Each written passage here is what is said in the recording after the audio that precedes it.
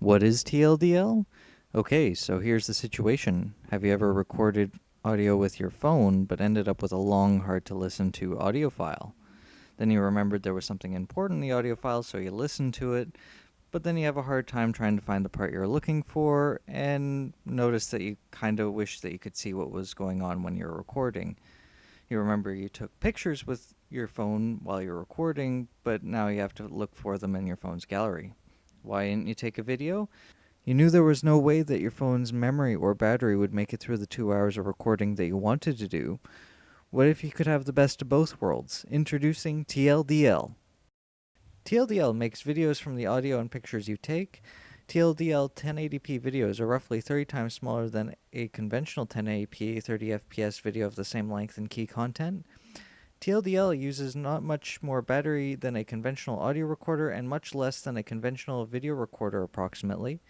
TLDL syncs the pictures that you take to the moment that they were taken in your audio recording for convenient viewing later.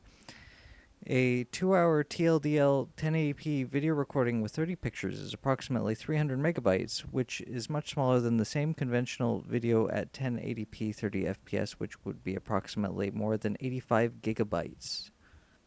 Now that's enough talking about TLDL features and statistics. Now I'm going to show you how a TLDL video looks like. Hello there, welcome to a TLDL video. Notice how the screen is black? The screen will remain black until I take the first picture, like this.